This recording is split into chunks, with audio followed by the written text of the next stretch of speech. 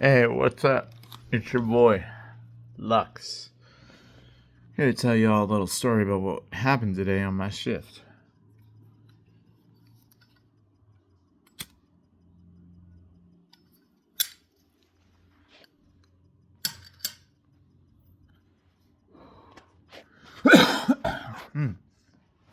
So I'm out there delivering, right?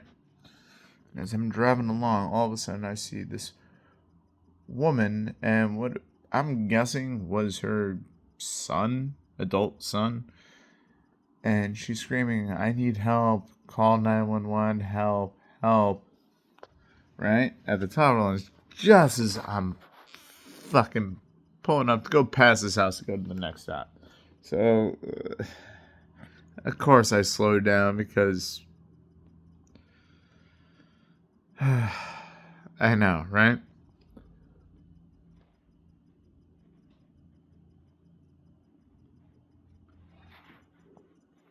So I slowed down. I observed him verbally, his verbal abuse. The guy's heated, and I'm only seeing this tail end of the conversation. For all I know, this because I've been there too, and I get parents, and they drive us fucking crazy, right? But I'm just noticing in that moment because I was a therapy aide for 7 years. Is at bare minimum, this is a guy that's flipping his shit. He's crashing out in like the most honest of ways. He's flipping out. He's angry. He's upset. Right? I get it. And I understand being driven to that fucking point because I've been driven to that fucking point too. But still, it's now spilled over out of the house and home into the street, and now I'm the Amazon driver having to deal with this and make a fucking judgment call because this woman was asking for help, and I'm that kind of fucking bastard who can't just fucking ignore somebody calling out for help.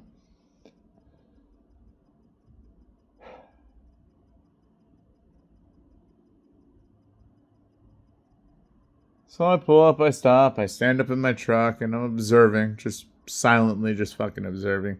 This is kind of a therapy aid technique that I've used in the past. And I know, like, this guy's fucking angry, so I don't say anything to him. I'm staring hard. Like, you know, I have antlers. They're coming out in that moment, and I'm the deer demon just fucking staring, like, the fuck you think you're doing? Right? So,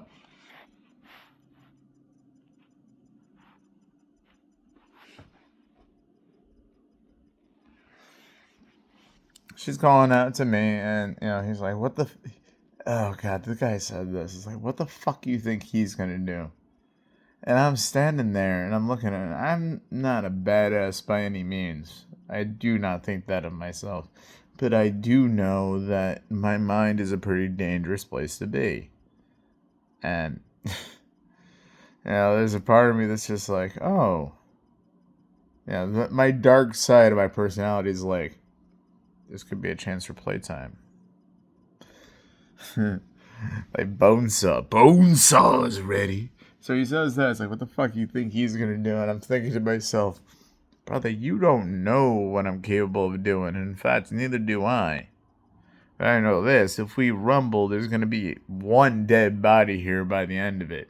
And it might be mine, it might be yours, but somebody will die if this turns physical at this point. Because I don't know this son of a bitch from Adam. In any type of fight, like, I'm just gonna broadcast this right now. If I'm in any type of fight or physical scenario, I'm not stopping until my opponent's dead.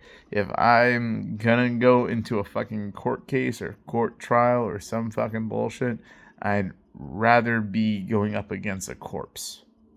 Because you know what? At least that means I'm the one still breathing. I don't fuck around when it comes to violence.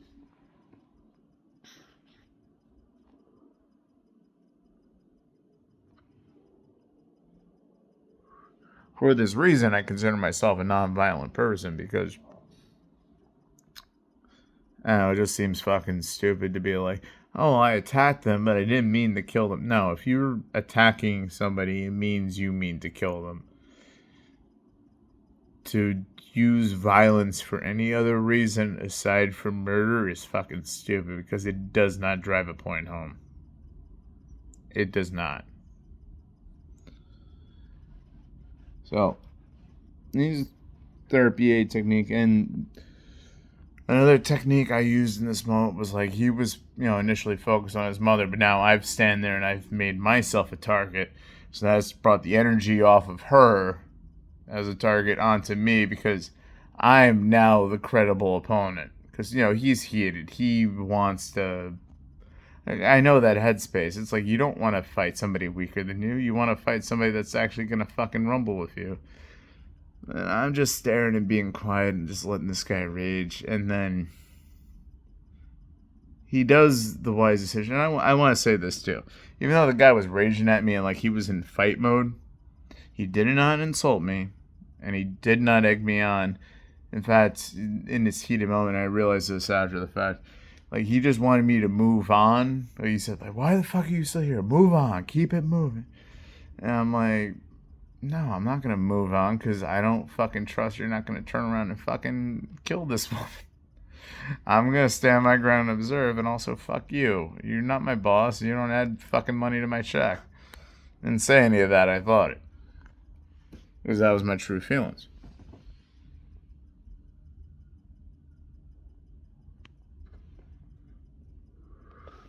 I'll say this too, like, I'm not a fucking badass. I felt the fear. I was immediately like, oh shit, I'm in this situation now.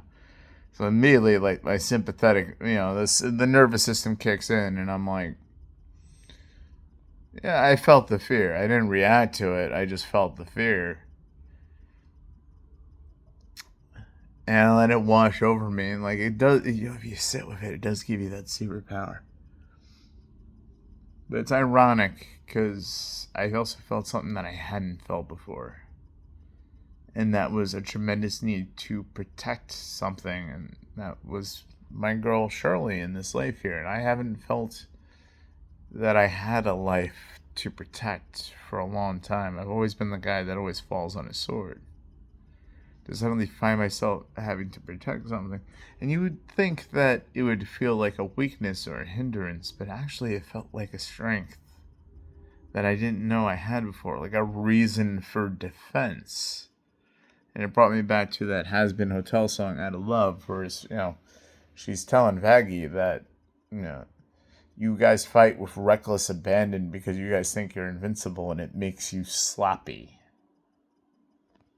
And oh God, isn't that true? If you think yourself to be invincible, if you think yourself to be godlike, if you think that you can't do anything wrong, yeah, that's gonna make you sloppy and make a ton of fucking mistakes.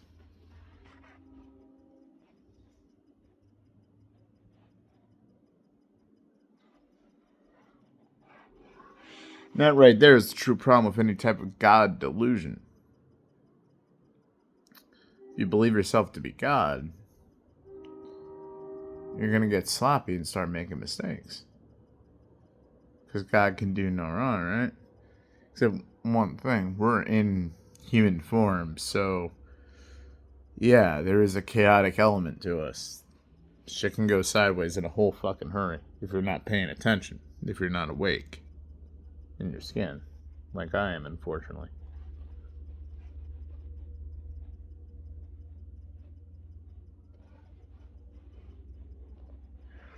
Here's why I kind of hope and kind of know in my gut that he's not a bad guy. Because, A, he didn't fucking insult me even though he was that fucking heated. He could have tried to egg me on, but he was trying to get me to move on. Finally, he did the right, wise thing, and he fucking walked away. And he went for a walk and probably cooled down his fucking jets and whatnot.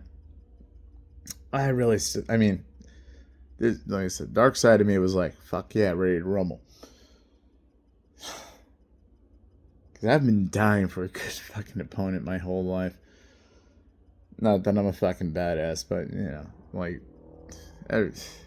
if you're carrying around fucking anger by, like, the bucket load like I am, yeah, having an acceptable target would be a fucking pleasure. But, I didn't do that. I just fucking stood my ground and whatnot and observed to see what he would fucking do.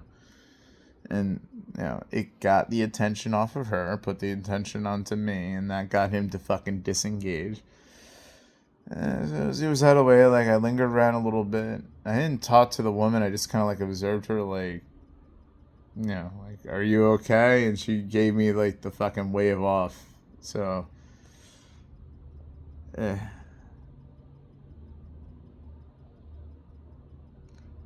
That's what I did. And the one thing I am proud of myself today was that even though I felt the fear, I didn't let myself be back down. I held my ground, and I got to use those therapy aid skills that I mastered over 7 years working for Pilgrim Psychiatric Center. Even though as much as I disowned the place, it was just good to know that, like, wow, so that part of me that was part of that job for 7 years could still kick in, and I can still do some good if shit goes down. And I can handle really extreme emotions from other people very well.